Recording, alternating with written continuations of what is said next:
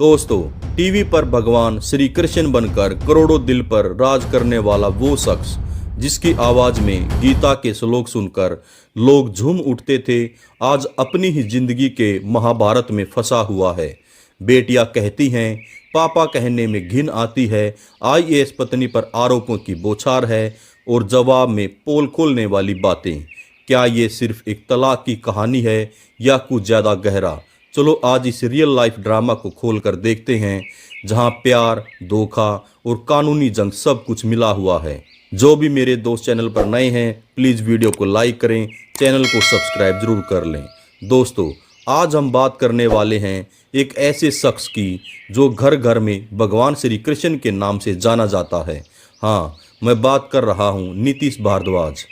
वो नीतीश जिन्होंने 1988-90 के बीच आए टीवी सीरियल महाभारत में भगवान श्री कृष्ण का रोल निभाया था। वो मुस्कान, वो ज्ञान भरी बातें, वो चक्रव्यूह तोड़ने वाली सलाह, सब कुछ ऐसा था लोग उन्हें रियल लाइफ में श्री कृष्ण जी मानने लगे थे। लेकिन क्या पता था उनकी अपनी जिंदगी में इतना बड़ा तूफान आने वाला है। एक तूफान जो शादी, तलाक, बच्चों की कस्टडी और मेंटल हरासमेंट की जंग से भरा हुआ है।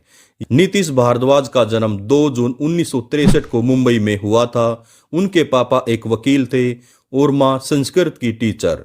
नीतीश ने पहले वेटनरी डॉक्टर की पढ़ाई की, लेकिन फिर एक्टिंग की तरफ मुड़े। 1988 में बी.आर. चोपड़ा की महाभारत में कृष्ण का रोल मिला और बस वो स्टार बन गए। करोड़ों लोग उन्हें पूजने लगे, लेकिन पर्सनल लाइफ वो हमेशा से थोड़ी उलझन वाली थी। नीतीश की पहली शादी 1991 में मोनिशा पटेल से हुई। मोनिशा एक बैंक अधिकारी की बेटी थी और दोनों के 2 बच्चे थे, एक बेटा और एक बेटी। लेकिन शादी ज्यादा नहीं चली, 2005 में तलाक हो गया। नीतीश ने कभी डिटेल में नहीं बताया, लेकिन कहा जाता है काम की वजह से दूरियां बढ़ गई। तलाक के बाद मोनिशा बच्चों को लेकर चली गई और नीतीश अकेले रह गई। वो कहते हैं ये दौर उनके लिए बहुत मुश्किल था, लेकिन उन्होंने खुद को संभाला। फिर आई नीतीश भारद्वाज की जिंदगी की दूसरी पारी। साल 2009 में नीतीश की मुलाकात सिमता गेट से हुई। सिमता एक आईएएस अधिकारी है, स्मार्ट, इंडिपेंडेंट और पावरफुल।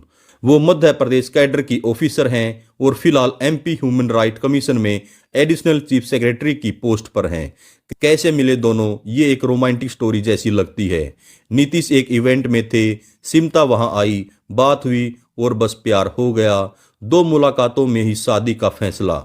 2009 में शादी हुई और जल्द ही जुड़वा बेटियां देवयानी और शिवरंजनी। नीतीश खुश थे। वो कहते थे सिमता के साथ जिंदगी बैलेंस हो गई है। सिमता की जॉब की वजह से वो भोपाल, इंदौर जैसी जगहों पर शिफ्ट होती रहती और नीतीश मुंबई से आते जाते रहते थे। बाहर से सब कुछ परफेक्ट लगता था, एक फेमस एक्टर और एक आईएएस ऑफिसर की जोड़ी। लेकिन अंदर अंदर दरार पड़ने लगी। अब आते हैं असली ड्रामा पर। साल 2019 में दोनों अलग हो गए। नीतीश ने मुंबई फैमिली कोर्ट में तलाक की अर्जी दी। क्यों? नीतीश के मुताबिक सिमता ने उन्हें मेंटल टॉर्चर किया। वो कहते हैं सिमता चाहती थी नीतीश उनके साथ रहें, लेकिन नीतीश का काम मुंबई में था। झगड़े बढ़े। नीतीश ने आरोप लगाया सिमता ने बच्चों को उनसे दूर कर दिया। स्कूल बदल बदल कर वो बच्चों को हाइड करती रही ताकि नीतीश मिल न सकें। नीतीश कहते हैं मैंने हर तरह का दुर्व्यवहार झेला, वो मुझे बच्चों से मिलने नहीं देती। मेरी बेटियां अब मुझसे नफरत करती हैं।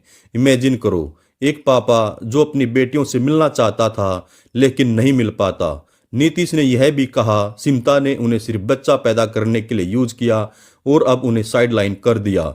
ये बातें नीतीश ने कई इंटरव्यू में कही हैं। जैसे 2024 में एक इंटरव्यू में उन्हें बताया तलाक के बाद सिमता ने बच्चों की कस्टडी ले ली और उन्हें मिलने नहीं दिया। नीतीश ने भोपाल में पुलिस में कंप्लेंट फाइल की, मेंटल हरासमेंट और अंदरूनी कंडक्ट का आरोप। वो कहते हैं मैंने सबूत दिए कोर्ट में। सिमता ने साजिश रची मुझे बच्चों से दूर रखने की। पुलिस कंप्लेंट में नीतीश ने कहा सिमता ने बच्चों के स्कूल बदल दिए ताकि वो ट्रैक न कर सके।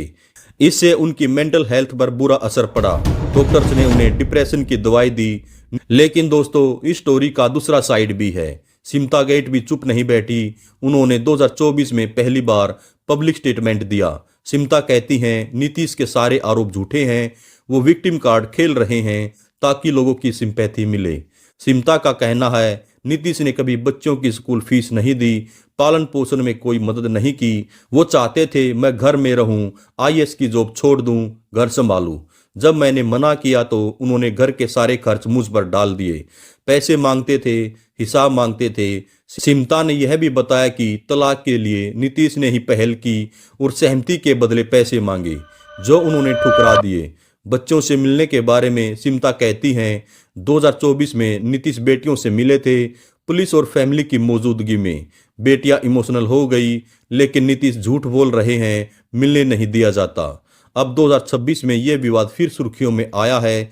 जनवरी 2026 में नीतीश ने एक इंटरव्यू दिया, जहां उन्होंने दोहराया कि जिंदगी उथल पुथल हो गई है। मेरी बेटियां कहती हैं उन्हें पापा कहने में घिन आती है, वो मुझसे नफरत करती हैं और इसके लिए सिमता जिम्मेदार हैं। सिमता ने तुरंत जवाब दिया, उन्होंने कहा, नीतीश विक्टिम बन रहे हैं, मैं बेटियों के हक के लिए कोर्ट में लड़ रही हूँ, तलाक का केस चल रहा है, कस्टडी का भी, आखिरी सांस तक लड़ूंगी। सिमता ने यह भी क्लियर किया कि दोनों काफी समय से अलग रह रहे हैं और कोर्ट ही फैसला करेगा। दोस्तों, अब जरा सोचो, ये सिर्फ दो लोगों की लड़ाई नहीं है, इसमें बच्चे फंसे हुए हैं। देवयानी और शिवरंजनी अभी छोटी हैं, शायद 10-12 साल की। एक तरफ पापा का प्यार, दूसरी तरफ माँ का प्रोटेक्शन। नीतीश कहते हैं सिमता ने बच्चों के दिमाग में उनके खिलाफ जहर भरा है। सिमता कहती हैं नीतीश रिस्पॉन्सिबल नहीं है।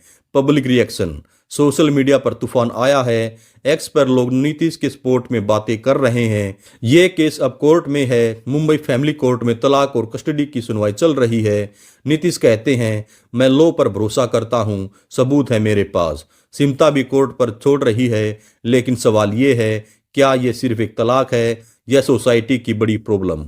आजकल तलाक के केस में बच्चे सबसे ज्यादा पीड़ित होते हैं। पेरेंट्स की लड़ाई में उनका बचपन खराब हो जाता है। नीतीश की पहली शादी से भी बच्चे दूर चले गए। क्या इतिहास दोहरा रहा है? चलो थोड़ा और डीप में जाते हैं।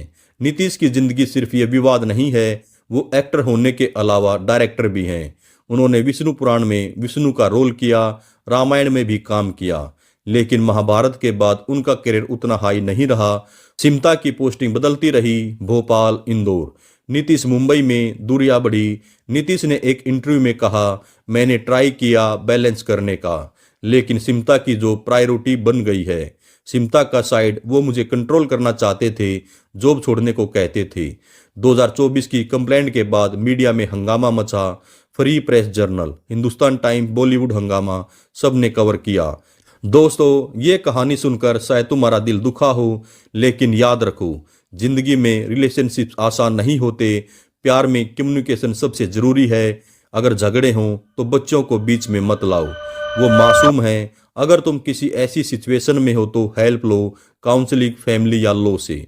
और सबसे बड़ा मैसेज, जिंदगी एक है, इसे नफरत से मत बर्बाद करो, पॉजिटिव रहो और अगर गलती हुई हो तो माफ करना सीखो। आप सभी का धन्यवाद पूरी कहानी सुनने के लिए। चैनल को लाइक करें, शेयर करें और सब्सक्राइब जरूर कर लें। नमस्कार, धन्यवाद, जय हिंद, जय भारत।